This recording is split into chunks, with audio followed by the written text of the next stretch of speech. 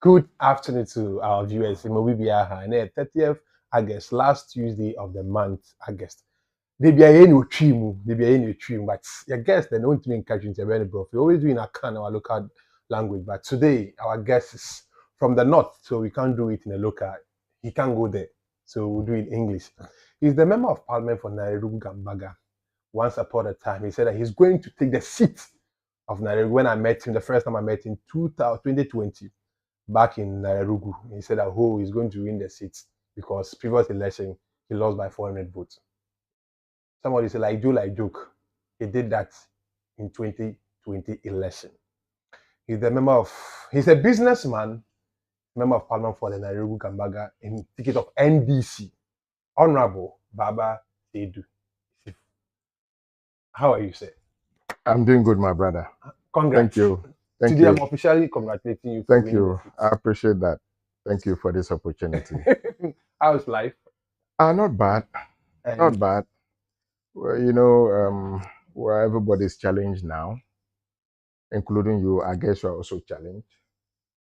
So we're all managing. We'll come to that. We'll come to the politics aspect. You are jumping to the politics so quick. So who is I will take up the honor because when you were born, you were not called honorable. No. Your father and your mother gave you a name. Of course. So who is of course. Who is Bamba? Of course. Of course. Baba Seidu Issifu is my name.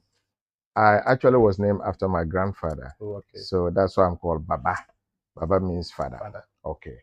So, and Baba Seidu is an entrepreneurial executive with about 20 years experience in business development, sales, and marketing.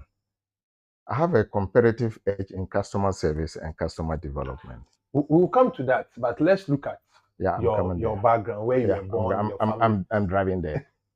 So I was born on the 24th July. You remember this day, 24th July, what happened in Ghana? 24th July is Professor Mills. Yeah, I was celebrating my birthday when he passed, when I got the news. Sad news. So, 1969. And I schooled in Nalerigu. I was born in Nalerigu and I schooled there. I only got an opportunity to do my secondary in Tamale and Tamasco. And I completed Form 5, moved to Sixth Form in Tamasco. From there, I went to University of Cape Coast, and we'll come to you. You are running away. Let's take it one after the other. Okay. You were born in Wale Nalerigu. So, how many siblings do you have? My dad had 22 children. What? 22. Seriously? From 6 women. Oh, okay. Actually, my dad was a chief, and they call him Masu. He was a chief linguist to the Nayiri. So from a very relatively large family. But if you look at from my dad's siblings, the brothers, the sisters, we are all together. We call one another brother. We wouldn't say cousins and things like that. So I come from a very large family. If I aggregate all, you are talking of about 100 children. In number? Yeah, in number. Wow. Yeah. But from directly my father's side, we're 22. From my mother's side, we're 2. Oh, okay. Yeah. So look at the 22. So in your father and your mother side you are second. Yeah. Your father's side you are what? My father's side 22. My mother's side were 2. You are 2, and understand, but first. when you combine the 2, your father's and your mother's side, which position do you for? I'm at the tail end. I think I'm older than just 5 people. So you are 17? Yeah. Oh, okay, nice. I'm at the tail end. So I have big brothers. So let's look at your age and the numbers you have and your education. Yeah. School, after school, what do you do during the school hours? Well, my father predominantly, that place is predominantly a farming community. So, after school, Dad will marshal all of us to go to farm to support. And we used to do that very well. You go and you work with him on the farm. And that is what we used to do. It was all about supporting him in the farm. And I used to be a toddler. I mean, I had big brothers. So when they're going to, they pull me along. But anytime we go to the farm, I will also have to demonstrate that I'm part of the family, and I do a lot of work with them, with my big brother. So, my family, my dad was a very nice person. If you have an opportunity to check who Masu is, very, very nice person, very likable man, a pillar in Mamprogo. And I'm sure my current achievement is traceable to the good work that he did in my constituency and the community. Yeah, Honorable, as on on this show, we have a tradition that we do. You share the link. I'll send you the link, so you share it to your people so that they will send their message and comment. So, viewers, if you are watching us, you are watching live from YouTube, you can subscribe to the channel and send your message or comment, any question. And if you're watching us from Facebook, you like the page and send your comment as well. I have with me member of parliament for Nalerigu Gambaga, Honorable Seidu. Honorable Bamba, that is Baba. Yeah, Baba is Seidu, and yeah, he's the man of his words. yeah. He said that he's going to take the seat from Honorable Ali Mahama, who was then local government minister. Then now she's the Ghana ambassador to US. Indeed, he did that. So we are going to discuss about how he started his life and he moved from there to become a politician. He's a businessman. So now we are starting from his beginning when he started from. He has 21 siblings. Wow, 21. So as we're saying, you came from community of farming. Yeah. And you have senior brothers and sisters schooling and farming as well. Can you share some experience with that? Let me say that my dad was a disciplinarian. Even though he was unlettered, he didn't go to school, but education was prime to him. And you cannot believe that at that level, when our first son, his first son, my eldest brother, finished sixth form, my father had to marshal resources to get into the US to continue his education. So this was somebody who was unlettered, but education was key and paramount to him. So you go to school, and when you write exam and come home, you have to account. They will ask you, what was your position? If you say you were second or third, you say, where were you looking when they were teaching? They will ask you who was first. You mentioned that who is the father. So where were you when they were teaching? So he was very accountable as far as our education was concerned. And that is how we all grew up. And I mean, we're blessed to have him as a father, because his name is still lingering around, and politically I have benefited from it. But in 22 children, how do you guys cope? I mean, it was normal for all of us. Just mothers. Yeah. 2 different mothers. Yeah, they were all in one house. They are not dotted anywhere. They were all under one roof with him. Everybody was in there. When they prepare meals, we all come together. The groupers, age groups, the big guys will have their bowls. Then we, the younger ones, are also grouped, and we're eating together. It was very nice, and that's how we are. Even now, as I'm talking to you, we still live that way. So let's look at you were staying in Nalerigu. Yeah. Let's go back to those days, those days from school to farming and playing along with your senior brothers and people in the communities. Share some experience with that. Well, let me say that there's something that I would not easily say, but for today I will say it. When I was growing up, those days, the secondary school level, from Nalerigu, when you go to Tamale Secondary, you are going into the city. So anytime we went to school and came home, and anytime we had record dances, those who usually travel out and come back, everybody's looking up to you, and you're on the dancing floor showing your skills and things like that. To an extent that I even did dancing competition. You can't believe that. But I liked back in the days, parents don't allow their children to go to school because of the changing from Islam to Christianity. I don't think so. I don't think so.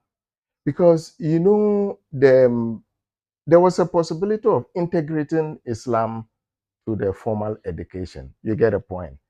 I, from my level, didn't go up to see people denying others from going to school. I can say that sometimes it has to do with the economics of it, your inability to provide. Under that circumstance, you may have to prioritize and get others to go and get others to go to school, and some others will also help you in the farm. So I think education was prime as far as my family is concerned and my immediate communities are concerned. Okay. So let's so talking about you moving from Nalerigu to Tamale. Yeah. For the first time, you're leaving your family. Yeah.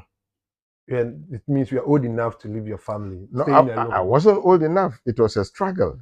Let me tell you that when I was going to secondary school, I was relatively very small, feeble looking, not strong enough.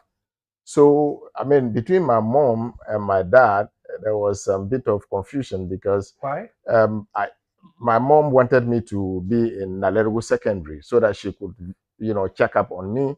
And even to an extent that she said, no, I can't go to boarding house because they were asking me to carry buckets of water and I was not strong. So she kept me at home and I started my secondary education in Nalerigu Secondary. Okay. So first term in the I spent the whole of first term in Nalerigu Secondary, and when my old man, realized that my mom was giving too much attention to me, one day I just came from school. I was a day student. Okay. Because my mom didn't want me to go to this boarding house because she said they will punish me. I wasn't strong enough. They would let me carry buckets of water and I couldn't so that was my predicament. Not, but my dad didn't like that.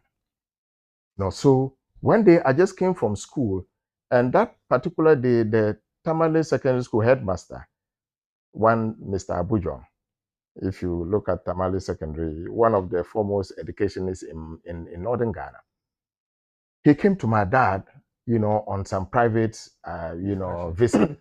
So my dad just mentioned to him that, okay, I have my son who is in Nalerigu Secondary. I want him to come to Tamasco.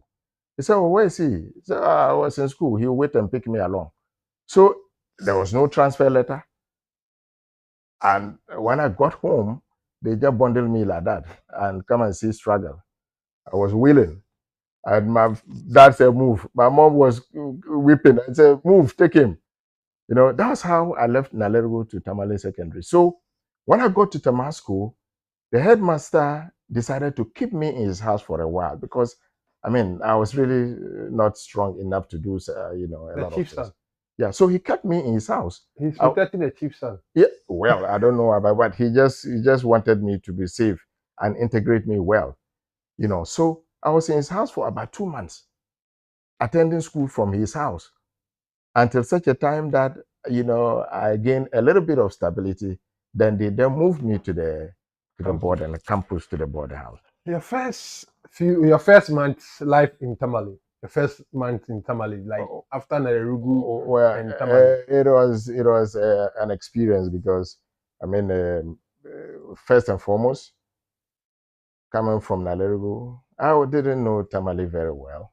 Okay, that's the first thing. The second thing is that that kind of thing from Nalerigu and you are in Tamale Secondary. That alone gave me some amount of pressure. So, and people took advantage. Even my mates could take advantage. Come, because I didn't know. Somebody could just call and say, come and go and fetch, take this cup or this bucket, get water for me. You didn't know. So, it went on until I got to, a level that I got my stability. Then I then began to also show my level and things like that. So, it was a great experience. And I actually learned a lot in Tamasco. That was the beginning of my preparatory stages to, launch myself into higher education. Okay. Things like that. Okay. So we are done with our first commercial. So if you just join us, we are having Honorable, the member of Parliament for Nalerigu Gambagha, who is with me today. We are doing my story show. He has shared his experience with us. And we are going for our first messages. Then we'll come back, Honorable. Okay, this one is coming from Sanja Sule. For say the greatest MP in the whole country. And then another one coming from Yaya Sulaya. For say talk and do MP. We love you so much. Then one coming from Godfred Mayen. For say this MP is a special gift to Nalerigu Gambaga constituency. Another one also coming from Tindo Musa. Or say great love for my MP. Alhaji Baba Issifu Seidu. God bless you. Then another one coming from Hamidu Abdul Rahim. Or say the people's man, you are so amazing. And then the last but not the least coming from Asani Prince Movement. He said the people's man with the love emoji. So, Honorable, Okay. after Tamasco, Yep. what is the way forward? Yep. Tamasco, we did the SIF form. From Form 5, I still went to Tamasco to do my advanced level education. So from there, from SIF form, we needed to do the first national service. Okay. So I went to Bolga Girls Secondary to do my first national service. Actually, it was the then, headmistress of Bolga Girls Secondary who happened to have her daughter in Tamasco and were mates. So she came to Tamasco to look for, national service persons to come and teach accounting in her school. Okay. And people directed her to me. So even before I was posted to Bolga Girls Secondary, this woman had driven to Nalerigu to pick me in her car to go and start teaching ahead of my posting. So I started teaching in Bolga Girls Secondary before I was officially posted to that school as a national service personnel. Okay. So I was there for 2 years. Then from there, I then went to University of Cape Coast to do economics and sociology, and concurrently, I also did a diploma in education. Those days, they used to anybody who went to Kivas, your main course, besides your main course, you'll be trained to teach. So concurrently, they will award you a degree in your core area, and you also have a diploma in education. So I came out from Cape Coast University with a BA in economics and sociology, and also a diploma in education. A nice one. So I'm a teacher, a lawyer who is not practicing. I'm a teacher who is not practicing. No, because of the salary. Is it because of the salary? Well, not necessarily, because teaching is something that I love so much. I keep telling my wife that, look, I will have to teach. I'm not going to remain a politician forever. I will teach. But I'll teach at a higher level. You get a point? Because I think that I still have something to give to entrepreneurship in Ghana. Okay. I think I have a calling there. So it is something that I'm nurturing and I'm looking at it. It will get to a point that I have to do that to support. Because, Ghana and our economy has to be driven through entrepreneurship. It is something that we have to look at, not politically, look at it properly and situate it in our developmental agenda so that we can move this country forward. And I think I have a role there. So I'll go there one day. That is what. So, Honorable, when did you decided to do business on your own, and how did you start your business? Let me tell you, when I left Kivas, I did my national service again in Bolga Girls. They took me back there because I had done a good job there. You cannot believe that I set a record in Bogis before I left. Which record? I was the first teacher who secured 100% passes in accounting in Bolga Girls Secondary. Okay. Which year? That was in 86. So the name was there. So when I was posted there, I went back, they received me, and I then taught economics because I had done economics. At part-time, I used to do accounting still. So from there, I got a job to work with Unilever. I worked with Unilever for about 7 years. Then from there, I resigned to set up my company. Let me tell you one interesting thing that happened when I applied to join Unilever. And were about 87 applicants who were invited for interview. So they kept sieving us until they got to a point that we were 10. So you have to pass through a lot of stages. So the final stage, they invited me to HR. We had so they asked me about my vision in the company. And I told them that, well, I'm here to learn. I am in Unilever to learn. And I see my learning curve to be completed within 3 or 4 years. So they asked me, so what does that mean? You will leave? I say, I think so. And it was surprising. It was surprising. You will leave us in 3 or 4 years? I say, I think so. I'm here to learn. There's something that I'm looking at. Because my brother, from day one, my mom used to do petty trading. I used to help her. So the genetical connection is there for me to do business. Okay. So the plan was that, okay, after going to learn, take the tutelage from Unilever, how am I going to apply it in my own? How am I going to apply it in my own company? How will I set up a business? How will I manage a business? And I was doing very well in Unilever.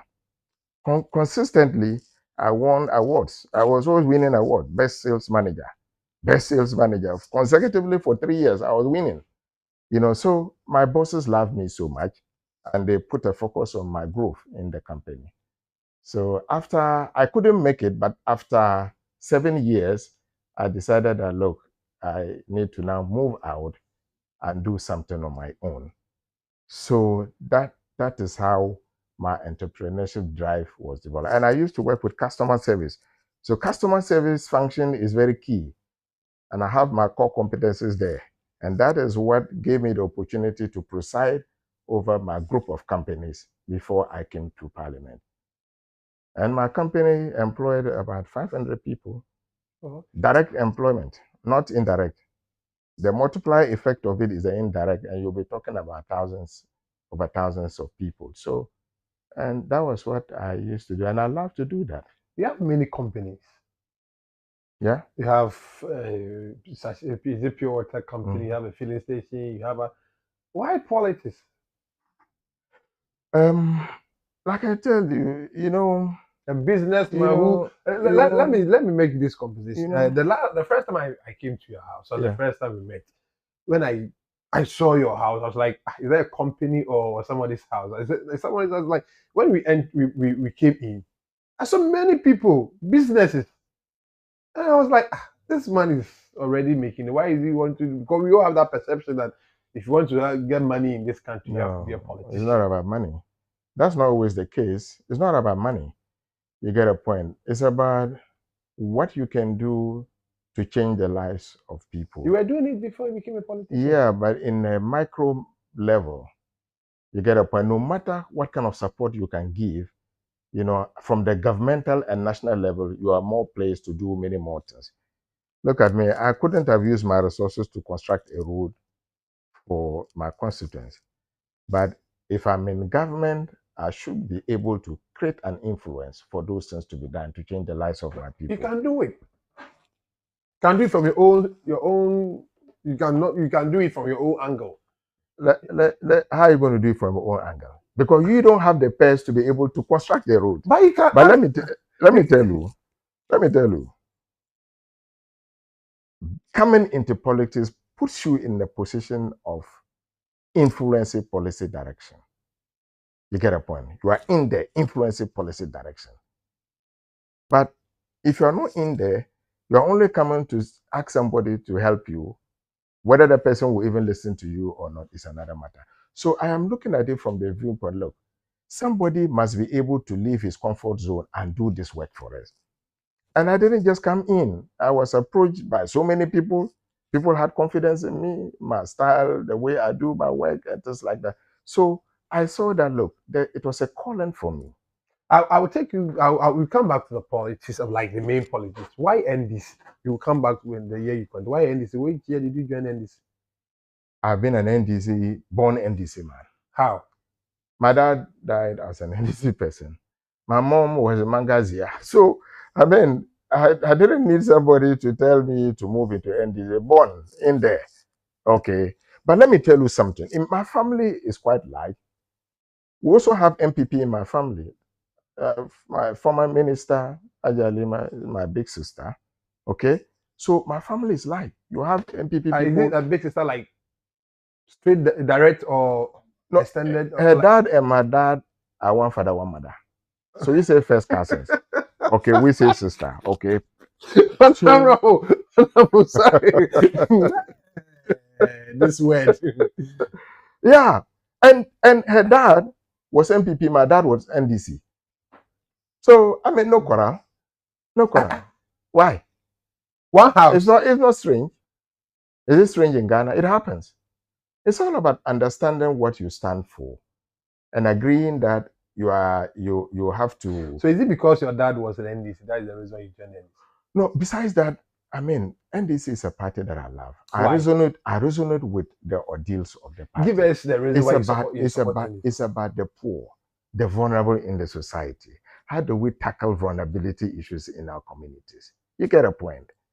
You see, so these are the foundations of our party.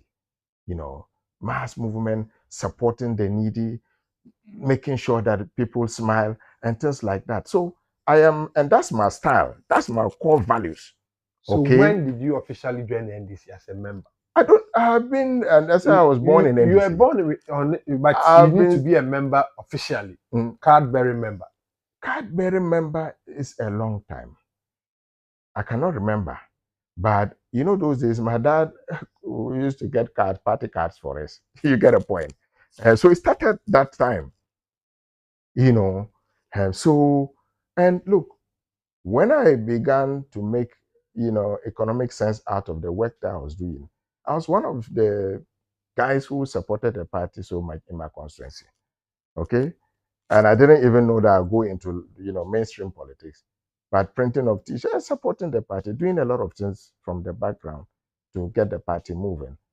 But everybody knows that it was my dad who introduced J.J. Rollins in Mampugo when he came for the first time to announce to the Mampugo that he was going to contest the first election. It was my father who lifted his hand like this. The man who is not educated. Who is what? You say he's not in the word, but he's a kid. Yeah, but he was very influential. You get a point. He was very influential. My dad was very influential. So the fact that he even lifted the man's hand and introduced him to Mampugo that, look, this is the man we should follow. He is this, he is that, he is that. In our local language, that alone gave a certain mileage to the party and the President John J.J. Rollins. You get a point. So I'm born in the wool. I'm inside there. Okay. I'm born in the wool. So I don't want to intervene. I don't want to interfere what you are saying because you are flowing and I'm enjoying the conversation. That is the reason I'm allowing you to. So I don't know whether we have some other messages so we can pick some of them. Then we come back. There's one message coming from Mahami Wuni on Facebook. He says, we are watching live from Nalerigu. And another one coming from him again. He says, the people's man is making politics very interesting in Nalerigu, Gambga and the Northeast region at large. God bless you. Then one coming from my story show said, 2016 you were parliamentary candidate, but I lost to Ajia Alima with just 400 votes, but I came back to win in 2020. What was your strategy? This message, I know where it's coming from. I know where the message is coming from. Well, my strategy is supposed to be close to my chest, but I'll just say something small. People of northern descent, not only northern descent, people of Africa, okay, to a large extent, we want leaders who have humility. We want leaders who are accessible. We want leaders who come across as very honest people. Okay. I'm not by that saying that Ajalima is not honest or she's not humble. I just want to correct that so that it is not taken out of context. I'll come to the 2020. What happened in 2016 when you lost that election? You were in power. Your government was in power. Yeah. The regional minister, the region belongs to you people. And the region was big then. There was not Northeast or it's northern region. Yeah. The minister was your friend. Yeah. and your party, your president, everything, but you lost the seat. What happened? 2016. Let me say that, that was my first time. And don't forget that I was operating with some experienced person. And I can say clearly that that could have been one of the reasons that led to many more things I would not want to mention, on air. But I can tell you clearly that it had to do with the fact that there was some noviceness in it, and Inexperience some cost you. compromises came in left from right and things like that, and I lost. But I can tell you that deep down in me, I don't believe that in a very free and fair election in my constituency I'll lose. Because my people like me, both But you NDC were and NPP, they contesting like me. your own sister. Yeah. Why do you have to contest your own sister 2016? No, it doesn't matter. What's wrong with that?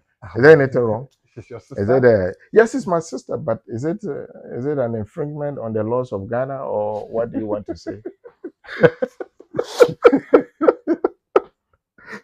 Did I offend any law? No. So I mean, yeah, she has a choice. I have my choice, and let me tell you that before I contested, I went to tell her that I have to come into main politics this time round. And that time she hadn't taken a decision, so I didn't know she would come. But I went to tell her that 2016 or 2020? 2016. Oh, okay. 2016. So I mean, she's somebody who used to like me a lot, and I still think that she likes me. She never greeted me besides embracing me. When she sees me now, she will embrace me. Oh, okay. So it's not war. I'm not at war with her. Okay. So we have come to understand that, I mean, we belong to different parties, but the end game is development for our people. Okay. You go into Kumasi, somebody wants to pass through Ebri, another one wants to go through, The main road. Main road. You get a point. But the end is that we're all going to get to Kumasi. Who will get there first? And that informs your strategy, that or your doctrine that you belong to. Okay. So that is how it is. It's not war. Okay. So you lost 2016. Yeah. Then the region divided. Now you have a new region. I liked 20. You people were preferring Gambaga should be the capital. Is it the Gambaga is the capital, the Nalerigu is the capital? Nalerigu is the capital. No, you people were loving that the Gambaga should be the capital. Some people were loving that. Well, everybody will want to have the capital. Okay. So it wasn't a crime that, I mean, Gambaga wanted the capital or Walwale wanted the capital. I mean, naturally, everybody will do that. But I think it had to do with the decision makers. They decide where to put it. Okay. So they decided to put it in Nalerigu. But if you come there I mean, if you go there, you realize that virtually Nalerigu and Gambaga are becoming one town. They have closed up. Yeah. So it will get to a point that the development as a result of the region will, cement all these challenges, and all those tensions will go. What happened? 2020, you came back strongly. Let me tell you that somebody asked a question. When I lost in 2016, I didn't leave my constituency. I was still there with them for their funerals, naming ceremonies, weddings. I was still with them as if I hadn't lost election. I'm told I was the first candidate who lost an election and went around to thank people for not voting for me. And I did that. Oh, nice one. So the people began to see me as somebody who is quite reliable, who is honest, and who they could depend on. You get a point. So that's how come that in 2020 they voted for me. I didn't have the kind of money that a sitting minister or cabinet minister had. You get a point. Now you have a company who always you are available to them. Yeah, but you have a company. That doesn't mean you have money that can challenge the government. The minister is always in Accra. Yeah, it's a cabinet minister. So the advantage for you is that you stay in the Walwale, she's in Accra and running. Yeah, and I was always there. That's what I was told you. I was always there with them when they had to do their funerals, naming ceremonies, and things like that. Do you think the capital affect her? Because she was the original minister. She was the minister for local government. And I don't think so. I don't think so. That cost her. I don't want to believe that. Even if it does, but not to the magnitude that we saw. I'm sure other factors came to play. Okay. Because I told you she's my big sister. I don't want to prosecute her. I'm very careful in talking about her. Okay. So what I can say is that it could, but it was not a sufficient condition for her defeat. Other factors could come to play. You are done. We are done with you on 2016 about you as an individual for contesting the election. Your party lost the election 2016. 2016. Woefully. Well, it was a choice of the people. You get a point. It was a choice of the people. Sometimes people like to experiment a lot. Okay, this was somebody who came like in quote, like Jesus Christ who just landed, or Prophet Muhammad who just landed. Okay, and say, I'm going to give you bread and butter. When you go and pluck a leaf from a tree, it will turn to cash for you. Everybody will want to experience that. And that is what is responsible for our predicament now. Look at us, where we are today. You are suffering. I'm suffering. Everybody is suffering. That's what the suffering is, not today. It started long ago before. It's not long ago. Look at the magnitude. How much is a gallon of petrol? But when you came here with your car, how much did you buy to get here? I came here with Uber. Yeah, so Uber, how much did you pay for it? You get a point. So that's where we are today. They promise heavens and earth, and Ghanaians would want to try. JM was demonized to an extent that, he just had to allow it to go because that was the verdict of the people. So they've experimented. The gap for the 2016 was big. Even the parliamentary seat was big. 169. Yeah. So that buttresses what I'm saying. Because, this was somebody who promised a lot. It was like, we're going to be in heaven if Nana Akufo-Addo is voted as the president of this country. It was very clear. And JM was demonized to an extent that, nobody wanted to hear about him. But those conditions that they used to demonize him, look at our predicament today. What is the exchange rate? What was the campaign on exchange rate? What was the campaign on the entirety of the economy? And look at it today. 2020, we went to the poll. The country went to the poll. Nalerigu was confirmed for the second time. Then he became a member of parliament. I don't know how he was confirmed, but it's okay. But you and I know what happened. So we'll leave it there. Honorable, in this country, every second term of any president, election has gone to court. 2004, NDC took it to court when the late Jacob Ichibilante MPP. NDC took it to court. 2004, when Obichebilante declared the seat, like they have won the election. Then 2012, and then your brother came up, the favorite pink sheet. You and I were not there. Yesterday was 9 years on the day of the declaration when former President Mama was declared to be the president. He went to court for almost 8 months. What is news about this 2020? Every second term, it's apart from Rawlings, who second term got it smoothly. This Fourth Republic, everybody second term goes to court.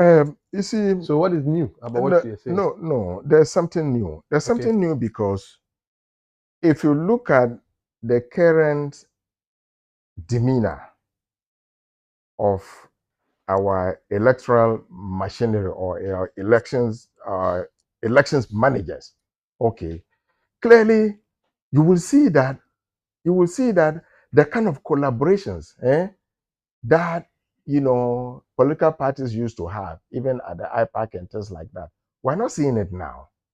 Okay, the intransigence of an electoral commissioner, for instance, can engineer a lot of dissatisfaction and anger and things like that. So I can tell you clearly that what we saw And the magnitude of what we saw is not what we are seeing today. So, and the level of hardship that we're experiencing now, it has never happened before. Somebody just told me yesterday that a bag of cement is cruising up to 8 cities. 70 cities. 70 cities? Yeah, it's 68. It's roughly 60. Should be somewhere. It was 58. I think. Yeah, so it depends. So maybe you are talking about Accra. Go to my village. Go to the end of Ghana and see how What much it about? will be. I'm saying that you were saying that the 2020 the election, and I'm saying that the election went to court in 2012. They declared. Were you satisfied with what happened at the court? 2012. No, I mean talking about 2020. Were you satisfied with I what remember happened? what the then candidate Akufo-Addo said. Uh, He's not satisfied about the ruling of the court. He but understands. what was he challenging? He was challenging. I remember when on 2016 that is He when was talking about processes. and he was that What was was he when challenging? Afarijan said 2070. That's the first Afarijan that was very accessible. Afarijan was very approachable. He was ready to engage anybody. Afarijan was in the dog and everything. Okay. Look at what we are seeing now. I understand now, but my Look at the point is, intransigence my of the point EC. is every second term election in this country has gone to court. Well, it depends on what the kind of specs you 24 are went to court. wearing. 2012 went to court. 2020 went to. It's like 8 years. 8 years have to go to court. No, and I can tell you that what we experienced in 2020 was at a level that was unprecedented. And you saw the infractions. You saw EC that came out to announce give results in several times. You know, one they will announce, the next day they'll come and correct it. It never happened in Ghana. Let me tell you, in 2012, did EC Afarijan, did he announce, several figures? No. So that you can't compare the two. There's a different question there, altogether. but let me ask you this before I go to the question. Mm. The election was 7th December, so roughly yours on the 7th, you became member of parliament elected. Yeah. 7th or 6th, the 9th of the famous you say moods Carlos Ayimpa, your colleague. Yeah. The first time you be in parliament, you saw in as a member of parliament. Yeah. And you were in the minority side. Yeah. Were you in the majority of whatever? Yeah, we're in the majority side. We went a Saturday. And so later, a lot of things happened. Yeah. Your first time being a member of parliament, the first time being in the chamber, you were sworn in as a member of parliament. And that incident came up. Be honest, you came from the north. Yeah. There's one thing I like about the north, the principle. Were you happy? I was happy for one thing. I was happy because the truth needed to prevail. And what was the truth? The truth was that the current speaker won an election. We made a decision, okay, and we wanted the decision to hold, okay. So if for any reason somebody decided to use, whatever, but he's my friend anyway. He's my committee chairman. I serve in the trade and industry committee. He's my very good friend. We are very, very good friends. Okay, so I mean, we had to defend that. You get a point? Because why should we make a determination and one single person will come and snatch ballot papers and want to take the verdict of what Parliament decided on? I mean, it was a very exciting moment, and we needed to defend it. You just said that. And today, if I'm given an opportunity, we'll defend it like we did. You were saying that right speaker won the election. Yeah. Can you give me the number? The results? No, I think the results was difference 2 or so. Difference 2. So you were okay. I know you saw a swear affidavit that you didn't say anything about Parliament. But your first year, okay, let me pick the question. We'll talk about your first year in Parliament and being a minority side and how things are going. I think some few questions. This one is coming from Mahami Wuni. I say NDC lost 2016 general elections because of the promises made by NPP, and NDC lost 2020 general elections because the electoral system wasn't free and fair. This one is coming from Rita Aku Agbenu. Please, how many years will you want to be in politics? Because you made mention of going back to teachings and day to come. That is the first question. Another one coming from Rita Aku Agbenu again. He said, if Kwabena before is to be the flag bearer for the NDC, would you support him We have two questions. Two questions. The first one is, when are you going back? You said you promised that you are going back to the classroom. You go back to the classroom. Yeah. How long are you going to stay in politics? No, let me frame. The politics is a long. Of course. So how long are you going to stay in front politics? Well,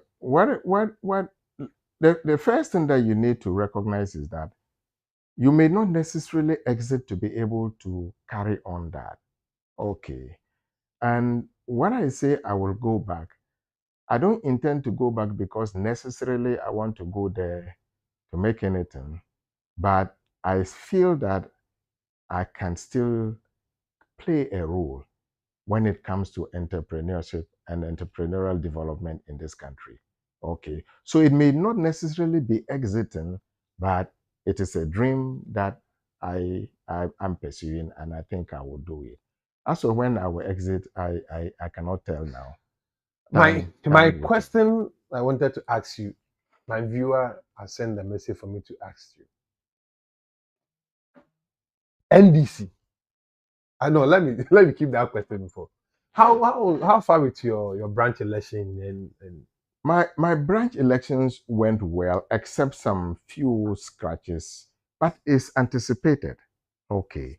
Because in politics, you cannot get everything very smoothly like that, but the internal interests and things like that are bound. Okay. But to a large extent, I can say that about 96%, went well. And I didn't even go because I didn't want to get involved in it. are you So seeing I someone didn't go. contesting you? Well, for now, no. But you cannot say, I mean, Never. you can't say in entirety because anything can happen. In 2016, 2020, I went unopposed. Okay. And I think that I'm working very well, and my people still have confidence that I can deliver. There's a lot for me to do for them. So I don't know. But for now, In no. NDC, anytime someone wants to contest the former president, the person become the quote unquote the devil to the party, the evil man to the party. I don't think so. Honorable, come in. One person who, not officially, but people are saying that he may contest former President John Dramani Mahama, is a former Bank of Ghana, a former Minister for Finance, Dr. Komna Dufo. As my message came, would you support him if he became the flag bearer? No, we're supporting is a party. Okay, it's a decision of the party. I don't have a choice as to who I have to follow. If the party says that this is our flag bearer, we're enjoined by our constitution to support the person. Okay. But I can tell you that JM is an obvious person for all of us. I mean, anybody who attempts to contest him will not get 0.001% because he's the man of the moment. And we have to give him the opportunity to do what he has to do. So JM is somebody, I mean, we're all yearning to lead the party and we support. Do you agree with people who say that NDC don't have the men? Why don't we have the men? Because this is the man who will go for one term. It doesn't by matter. the constitution. He's going for one term. If you look at the two elections that he has lost, one, he was a president. He's the only man who has lost election as a president. Then all the same, others also saying that he's the luckiest person in this country. He was the assembly member, he was the PM, then became an MP, became a deputy minister, became a minister, then became a running mate, became a vice president, he became a president, also a president. Because per the 2012 election, he was going to the election as a president of the country, of the state. Then he won the 2012. Then, what again does he want for this country? The country is paying him as gratia, he's working for, he's a statesman, he's using the state resources to campaigning. You think what people are saying is like this, you don't have anyone. Okay, so let me start from there. If somebody tells you, because I know you're a very experienced journalist and you are on top of your game, if somebody tells you NDC don't have the men, I'm not sure you will believe that. Let me just give an example. Look at what is happening in Parliament. Look at the side of MPP and look at the side of NDC. In your own estimation, do we have the men or we don't have? You have the JM came from parliament and moved up and became the president. Yeah. Right? So if that's just parliament, Akufo-Addo also from the I'm family. coming. Yeah. So that's just parliament. Okay. Besides parliament, others who don't have the opportunity to serve in parliament, you have a value, a feel of their contribution, especially when it has to do with debates on TV and things like that. You know what we're made up of. So if you want to just size us up, look at the conduct of MPs from the NDC side on the floor, and look at the conduct of MPs from the other side. As when you're a Then minority, know. you have nothing to do. No, we have. You can suggest something that you know is impossible. Yeah, but being if somebody tells you we don't have the men, our quality of contribution on the floor of parliament, the quality of contribution at the committee level will tell you that this party is alive and stronger. Oh, but this comes with a question. Your people think that you guys, your current members of parliament, disappointed them because proud the levy issue. You guys say that you are not going to pass it. By end of the day, they pass it. You see, there's something that we have to recognize. I can tell you on authority that NDC, we cannot claim we have the numbers. We can only use technicalities if it favors us to stop some of these things. Once it is 137 and somebody is 137 plus 1, that gives them an edge over us. Technically, you get a point. So we only have to use technicality. So if it works well for us, then we are good to go. And it's not always that you win these things. Okay. But I can tell you that the e-levy is not doing well. For sure. Let me take some messages. What's happening to it. Let me take some messages and we are wrapping up. So on Facebook, this one is coming from Janet Asamoah. She says the show is very interesting. The people's man. God bless you. Another one coming from Hon.Alhaji. One reason why I like this man is that he doesn't care which government starts a project in the country. His interest is to make sure the project is completed and serve the intended purpose for which it was started. And this is a question from Kofi Asante in Niboy Town.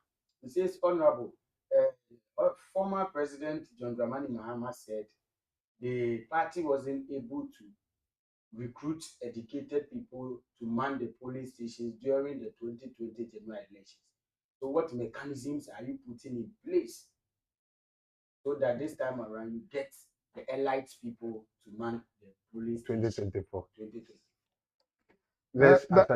That's a big one. But I don't want to say that the comment from the former president meant he didn't appreciate the quality or caliber of people who were put there to man our polls.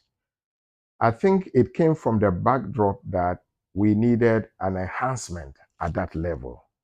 An enhancement that has to do with, people who are on top of numeracy and things like that. People who have extreme commitment to stay and challenge, people who know the electoral processes and things like that. So, and I think the party is working on that.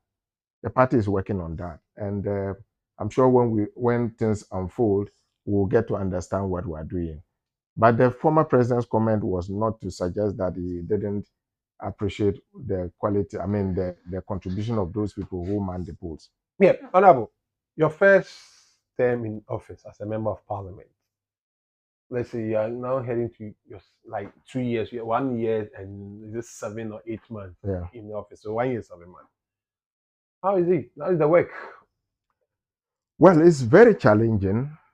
You can't pretend to say that it is rosy, but what gives me fulfillment is the fact that my people appreciate what I am doing. And that is the source of my energy to continue to strive. So I was in the constituency recently, 2 weeks ago. I went to do a media tour to look at some projects that, had stalled, and specifically questions that are raised on the floor of parliament. So I was moving with my hands out anyway, because the response from the ministers was what I was carrying in the hands out with the media. So the minister tells me that this road, there are 4 contractors on this road. So I go there and there are no contractors there. I grant an interview. I mean, this is what we have to do to redirect the focus of the government to these challenges that we have. So my people are very happy with what I am doing. That's the feedback I'm getting from them, not only NDC, but entirety of the constituency, because I serve everybody. I don't represent only NDC, but You are the everybody in member the of parliament for constituency, them. for sure, yeah. So, yeah. So, what are some of the things you have done, and you are now planning to do for the Well, we've constituency? done a lot. We've done a litany of things. Okay, so let me start with the health sector, for instance. When I took over, we had about 6 chiefs compounds that were started by my predecessors. Not only Haji Alima went beyond. So this one will start a project, get to a level, and loses power, and they will leave it. Another MP will come and start a new one, that kind of thing. So it got to a point that we had about 6 chief compounds that were not operational. We sunk our money, taxpayers' money in there, and left it hanging. So my first intervention was to raise money and take care of this. Instead of going to start a new chiefs compound in my name, I said no, I will have to get these 5 chiefs compounds operational. So I spent close to 250,000 to get, these 6 chiefs compounds operational. Renovated some, provided logistics, furniture, and things like that. And now, you know, all the 6 chiefs compounds are working with staff and serving the communities. So this was a very serious intervention that I did. And I made them understand that, look, this is how an MP should conduct himself. You cannot come because somebody started a project and you leave it hanging. That is not right. There's one road I know in your. I don't know the area. Okay, so One this before the big dam heading to after is it from is it Nalerigu township to the RCC? RCC. I don't know. Have they constructed when I don't know how to describe it. Just behind the big dam, you can see the erosion taking off the road. Yes, it's Nalerigu to The big dam. the main road. Yeah, the main road. It's been fixed now. It's been fixed There's now. a bridge there that collapsed, Yes. and it's been fixed now. Okay. Okay, so that's one intervention. Let me come. I'm just going to mention a few of them. Okay, when it comes to education, because of the COVID, these our little kids in school had to be out for about 6 months, and they were also getting ready to write their BCE. So what I also did was, whereas there are colleagues in the city centers, Honorable, please, there's a question. So maybe you were talking about it. So let's okay, the one coming from Nalerigu from the Upper West. He said, "This is the man who is more powerful than Bawulaya." Is it Baumi or Bawulaya? Oh, okay, I understand it now. Okay, and then this is a suggestion, Honorable. It is coming from Kufia Santini Boytown. He says, Honorable Rojo Metonunu, through his cross-examination, made mention that the EC gave them tea with their biscuits at the strong room. So, Honorable, I'm begging you this time around, make sure you get them Shemima or A1 bread before they go to the strong room. that's on the light side anyway. Yeah. So if it comes to education, for instance, because these little kids didn't have access to the computers, the online learning, they were in their villages, whereas their counterparts in city centers were being taught online, and they were going to write the same exam. Why I could not say that because you are from the rural place that doesn't have electricity and that you don't have an opportunity to have online classes, will have a different marking scheme for you. It didn't happen. So quickly, I had to organize some extra classes for them, pay teachers, cut them in, prepare them for the exam. And I think this was significant for me because education is all in all. It's something that we have to look at. Beyond that one, another intervention that I did in education was to initiate a project in a community. Initiate a project in a community called Kurgwana. Kurgwana has an enclave of about 17 communities. And all these 17 villages dotted round, there's no junior high, there's no JHS education. They don't have a building. So the implication is that these little guys, when they get up to P6, they now have to travel to Nalerigu, or some will travel to Nagogo, a long distance to be able to have their JHS education. So when I did a research and I got to know that this was the challenge in that enclave, I initiated a project that, is supposed to serve these 17 communities. I have a signature JHS building that I'm putting up there with a computer lab that will serve these 17 communities. So this project is roofed now. They are plastering it, and I'm sure within a period of call it 6 to 10 months, we should be handing it over to the community for them to benefit from. So these are some few, many more. I also, I also collaborated with some NGOs to do some cataract surgery for my constituents. But we did close to 700. I mean, the first surgery, I think they did 172 surgeries being paid by an NGO that I collaborated with. I gave my support, so we're able to do that. Honorable, we are getting close. I think the time is up. But are you okay with the current situation in this country, the economy? Nobody is okay with the economy. Nobody is okay with the economy. It's a disaster. Your brother is in charge. My brother is in charge. There's something that, well, he's in charge. We cannot say he's not in charge, but it's not working. Okay? He's in charge, but that's not a promise that we got from him. He campaigned seriously on the dollar, exchange rate, macroeconomic conditions, and all those things. But it's not working. Look at our wage bill. I mean, look at our import bill.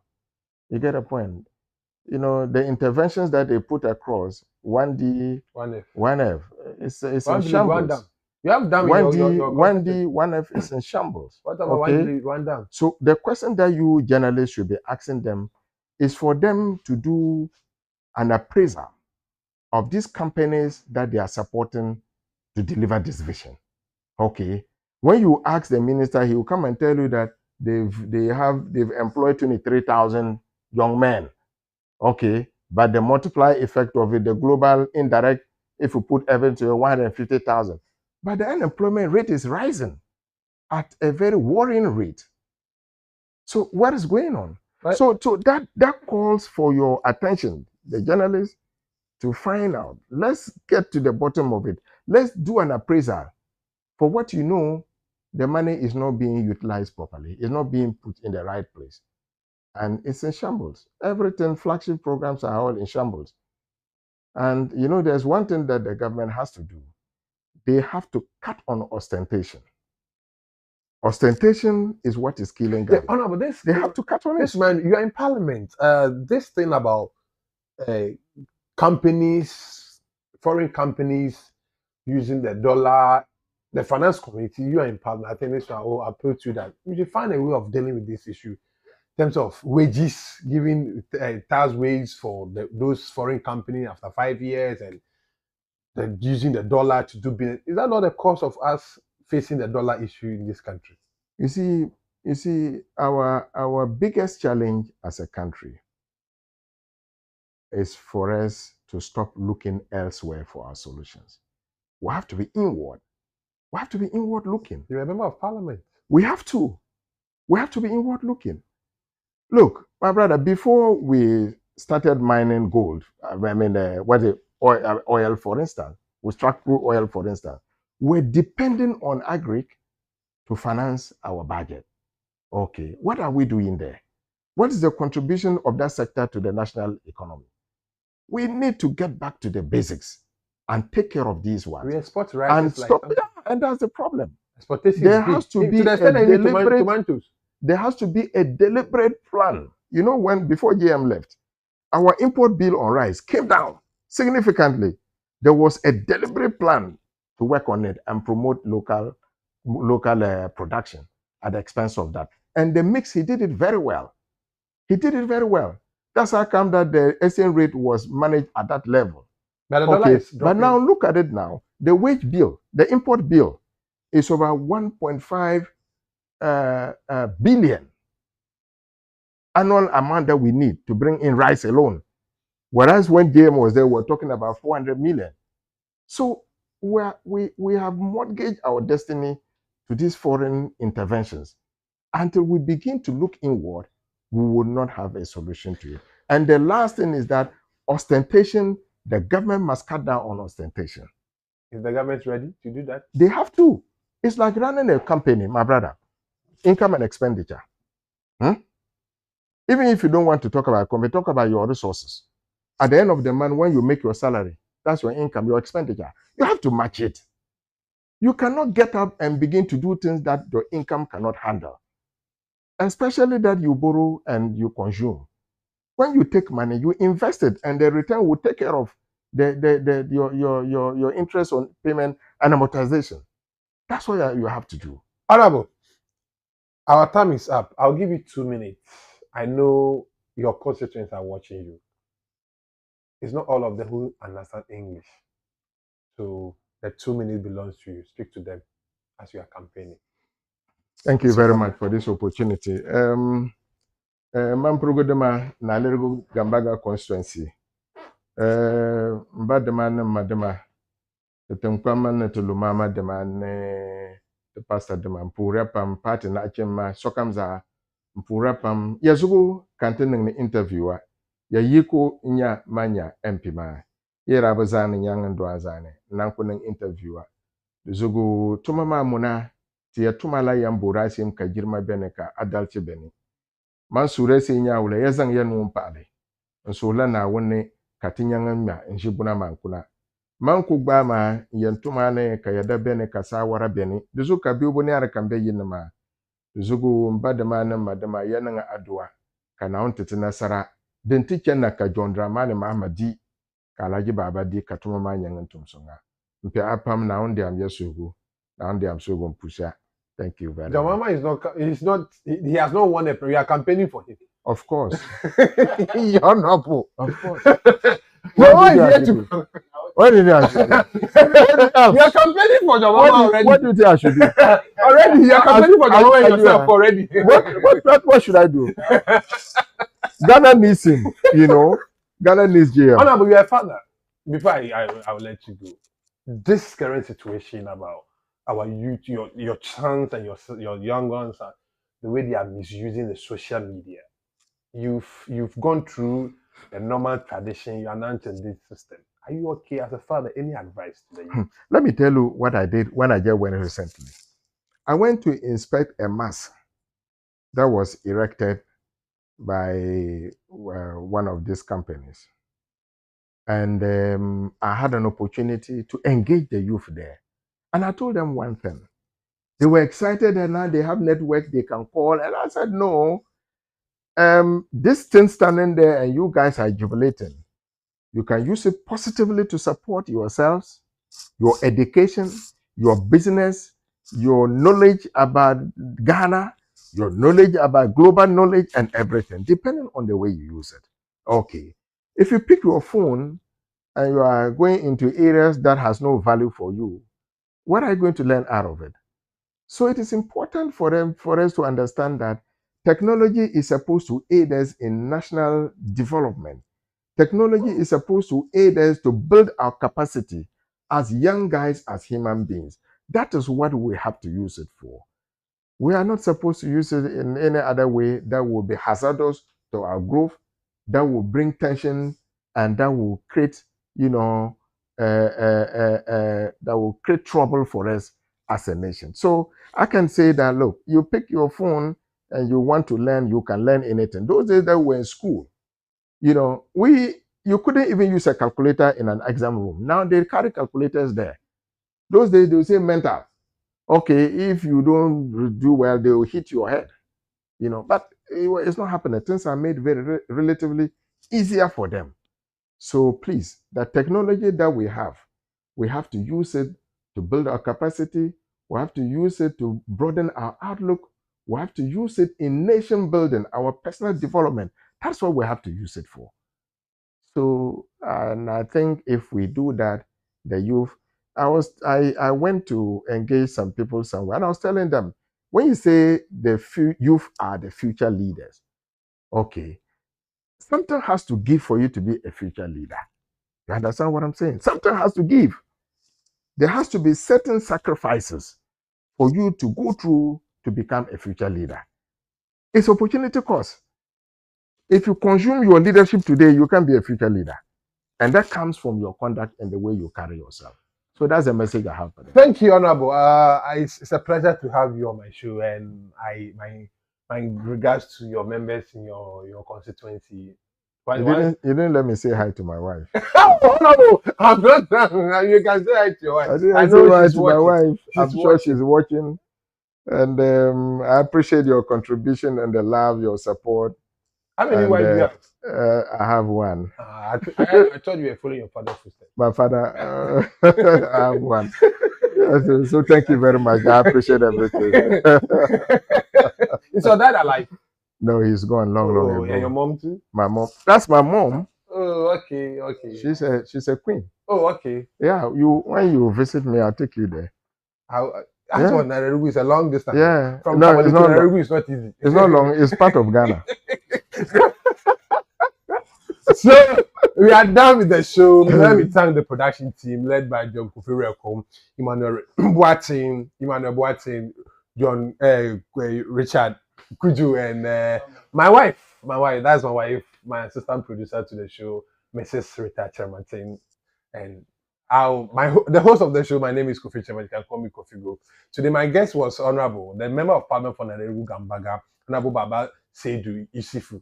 Is my guest today. So Friday we'll be back again 1 p.m. Have a wonderful day. Enjoy the rest of your day. Bye bye.